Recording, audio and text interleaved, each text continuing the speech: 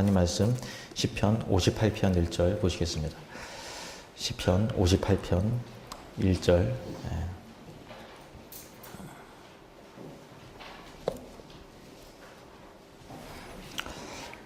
우리 함께 읽겠습니다.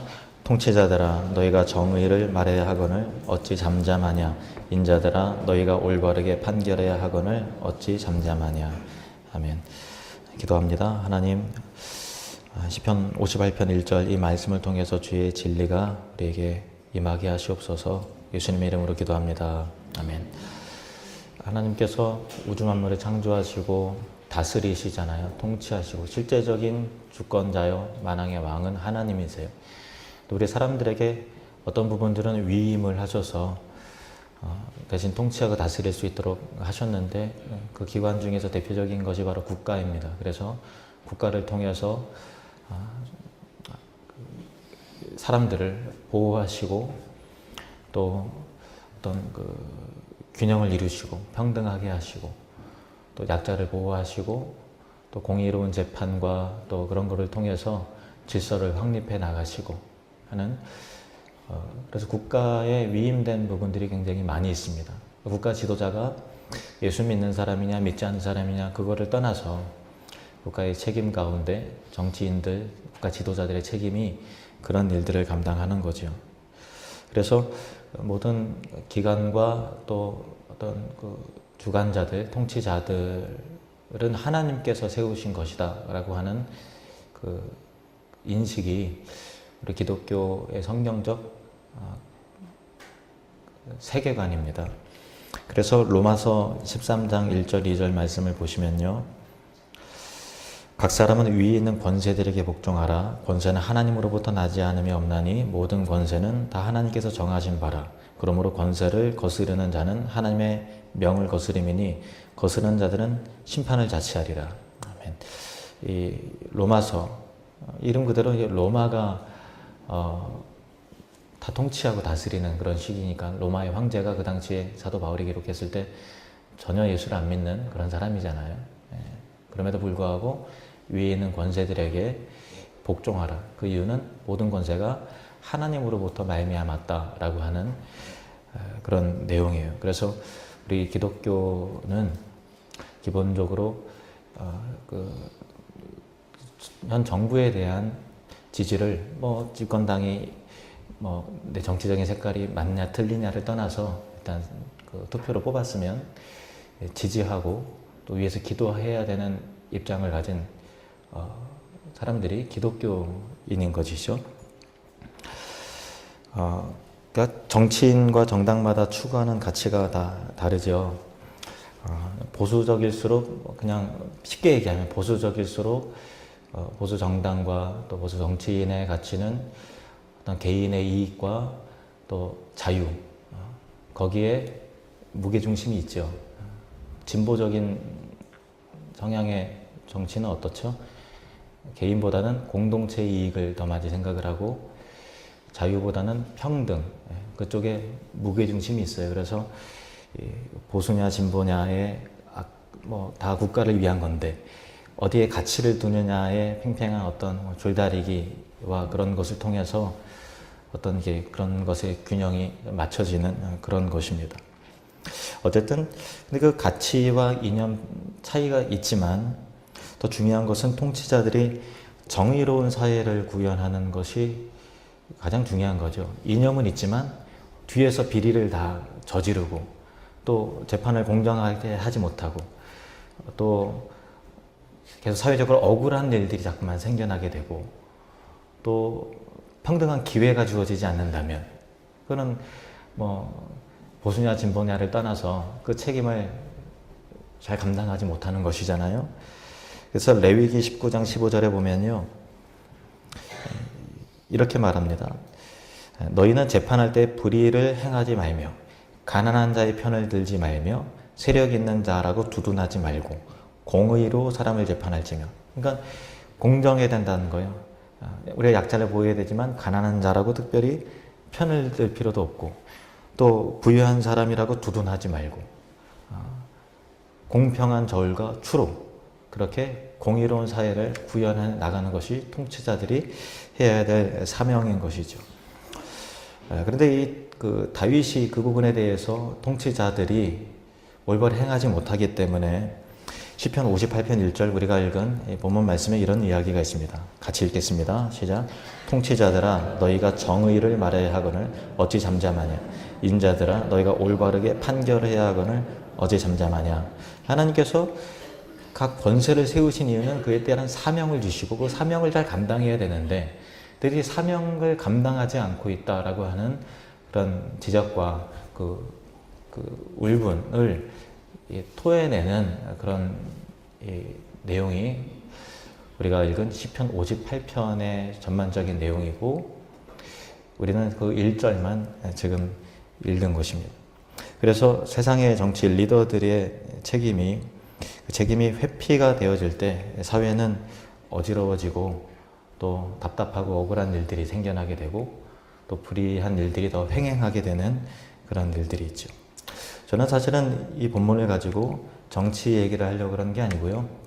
좀 적용을 우리가 다음 주에 직분자들을 세우는, 그래서 선거를 하고 투표를 하는 그런 일을 앞두고 있지 않습니까? 교회의 지도자들, 평신도 지도자들은 어떤 자세가 되어야 되는가에 대한 부분에 있어서 포인트를 두고 거기에 좀 적용을 하도록 하겠습니다. 우리 디모데전서 1장 12절 말씀을 보시겠습니다. 디모데전서 1장 12절 같이 읽겠습니다. 시작. 나를 능하게 하신 그리스도 예수 우리 주께 내가 감사함은 나를 충성되이 여겨 내게 직분을 맡기심이니. 아멘. 누가 직분을 맡기셨다고요? 하나님이 직분을 맡기신 겁니다. 우리가 과정 가운데서는 당회의 의견, 당회라고 하는 것은 목사를 비롯한 장로님들이 함께 또 토론하고 회의해서 결정하는 그런 부분이죠. 그것을 거치고 또 그것뿐만 아니라 공동의회를 통해서, 공동의회 회원이라 하면 입교인을 말하는 것입니다. 입교라고 하면 세례를 받으신 분들, 유아세를 받았으면 만 15세 이상이 되어서 입교식을 치르고, 그것이 아니면 또 세례교인 이상이 공동의회 투표권을 가지게 되는 것이죠. 그래서 공동의회에 3분의 2 이상이 찬성이 되어야 공동의회 안건이 처리가 되도록 장로의 법은 그렇게 되어 있습니다. 어쨌든 사람에 의해서 결정이 되는 부분이에요. 그러나 중요한 것은 어떤 신뢰와 믿음이 있어야 되는가 하면 하나님이, 직분은 그러한 사람들에 의한 결정과 투표에 의해서 결정되는 것이지라도 직분은 사람이 세우는 것이 아니라 하나님이 세우신 것이라고 하는 성경에 대한 신뢰와 믿음이 있어야 되는 것입니다. 그래서 밑에 보시면 장로님 후보자 2분, 그리고 안수 집사님 9분, 또 10분의 권사님 후보가 있으세요. 긴장되실 것 같으세요.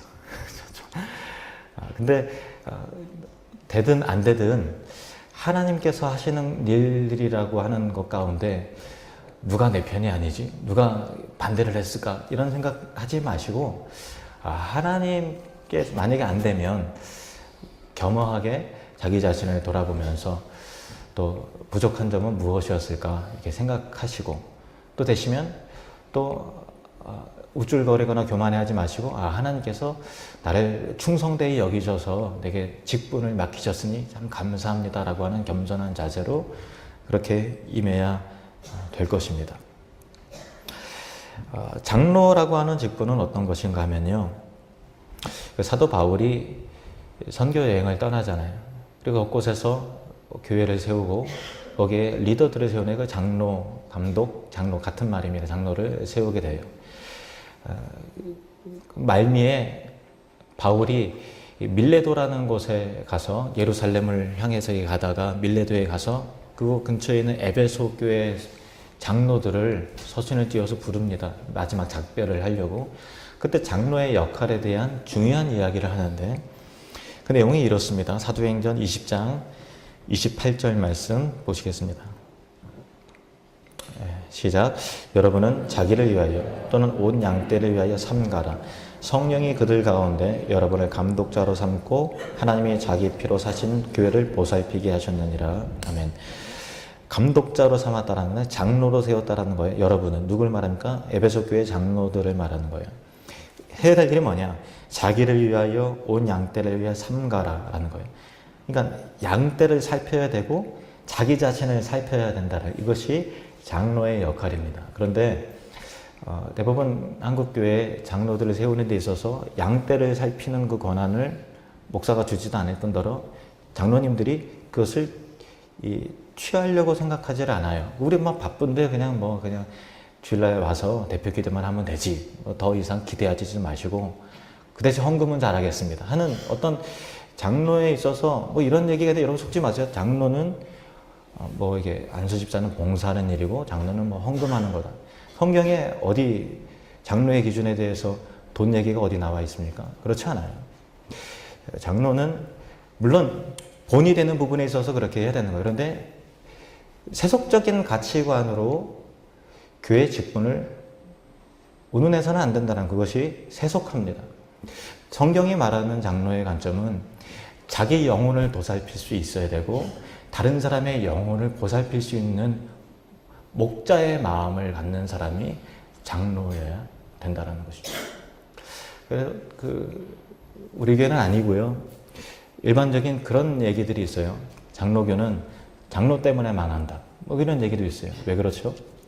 장로를 세웠는데 장로로 세우기까지는 믿음이 좋아야 장로가 되는 거잖아요. 신앙적인 면에서 본인이 안 되는데 어떻게 장로가 되겠어요? 그러니까 존경을 받고 해요. 그런데 자기 영혼을 보살피는 데 소홀히 여기거나 다른 사람의 영혼을 보살피는 데 소홀히 여기면 그 직책과 중책 가운데 여러 가지 교회 건축이라든가 또 행정과 그런 일들을 막 하다 보면은 예민해지고 그러다 보니까 본의 아니게 목사와 대립하게 되고 시험에 들게 되고 그러다 보니까 최웅영 목사님의 책 장로 디딤돌인가 걸림돌인가 그런 책의 내용과 같이 디딤돌이 되어야 될 분이 교회 또 목회에 걸림돌이 되는 그런 양상들이 생겨나게 돼요. 왜 그런가 하면 장로의 본질을 잊었기 때문에. 장로의 본질은 목양하는 것입니다. 목양 장로 사역을 하게 되면 어떤 일들이 난 목양을 하게 되면 정서적으로 성도들을 위해서 기도하게 되고 만나게 되고 찾아가게 되고 그러면 그 신앙이 영적인 관리가 스스로 되기 때문에 강팍해지지 않는다고요. 따뜻해진다고요.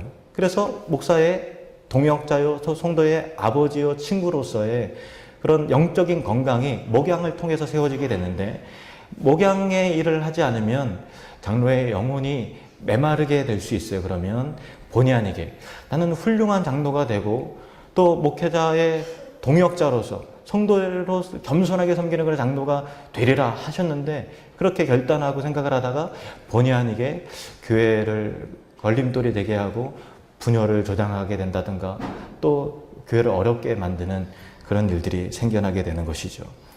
장로는요, 성도를 사랑으로 돌보는 직책입니다.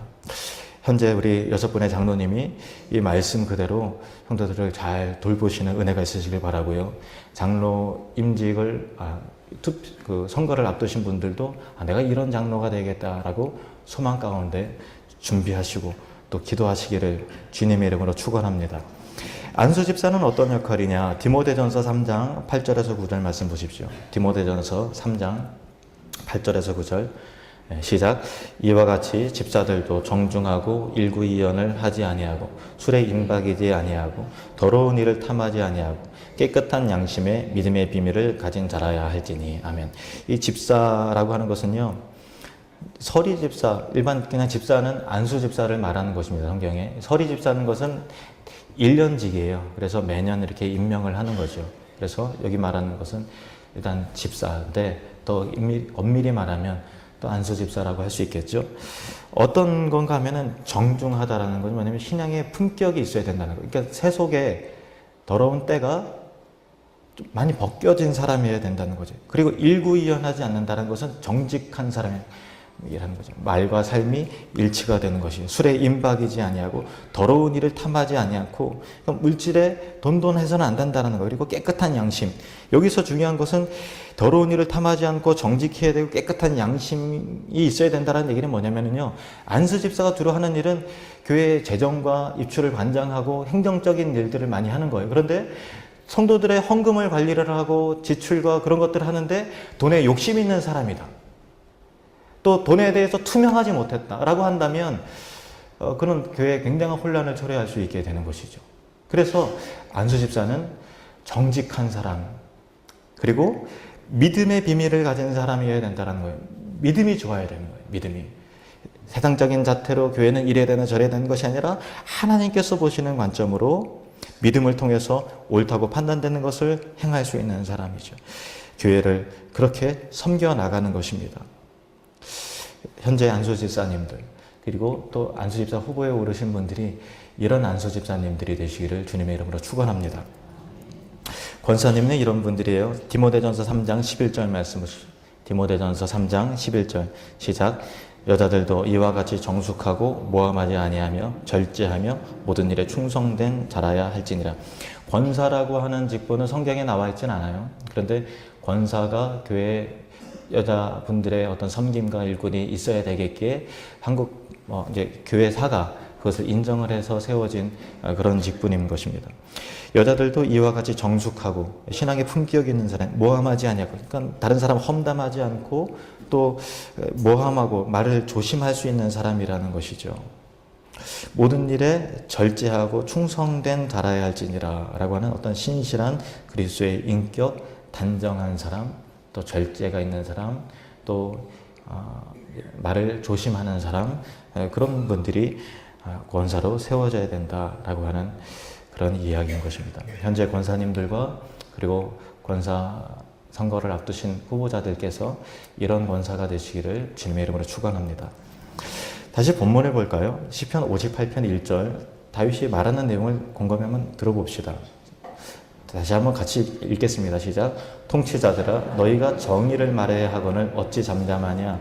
인자들아 너희가 올바르게 판결해야 하거늘 어찌 잠잠하냐. 세상의 통치자들이 왜 그 사명 때문에 하나님 세우셨는데 왜 정의를 말해야 하는데 정의롭지 못하고 올바르게 판단해야 되는데 왜 잠잠하고 굽게 행하는 것이죠. 그 이유가 뭘까요?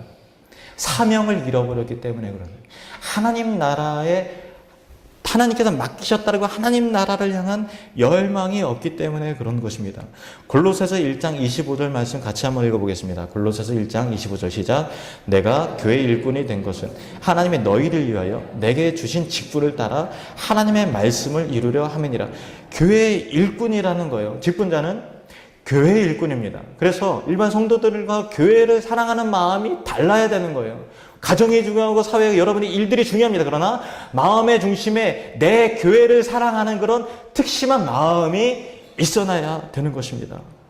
삶의 가치 중에서 교회가 정말 중요하다. 내 인생에 있어서 우리 하늘누리는 교회는 뗄래야 뗄 수 없다라고 생각하는 그런 일꾼들이 세워져야 되는 거예요.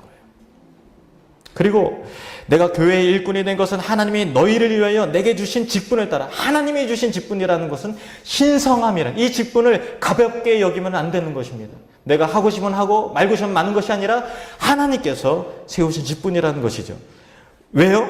하나님의 말씀, 하나님의 뜻을 이루게 하기 위해서 하나님께서 주셨다라고 하는 것이죠. 하나님의 뜻은 교회를 통해서 하나님 나라가 이 땅 가운데 드러나는 것입니다. 왜 하나님 나라인 줄 아십니까? 하나님 나라는 예수님의 비전이기 때문에 그래요. 마태복음 6장 33절 말씀 보십시오. 마태복음 6장 33절 시작. 너희는 먼저 그의 나라와 그의 의를 구하라. 그리하면 이 모든 것을 너에게 더하시리라. 또 마태복음 6장 9절에서 10절 시작. 그러므로 너희는 이렇게 기도하라. 하늘에 계신 우리 아버지여 이름이 거룩히 여김을 받으시오며 나라가 임하시오며 뜻이 하늘에서 이룬 것 같이 땅에서도 이루어지이다. 이것이 성도들이 품어야 될 비전인 거예요. 하나님 나라에 대한 열망이 있는 거예요.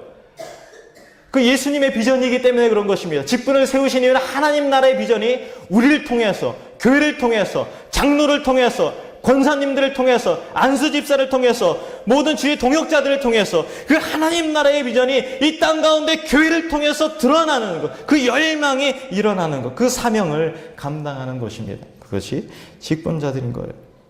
여러분, 우리 교회가 천국을 누리며 확장하는 사람들이라는 비전을 가졌어요. 이 목사의 비전 아니에요.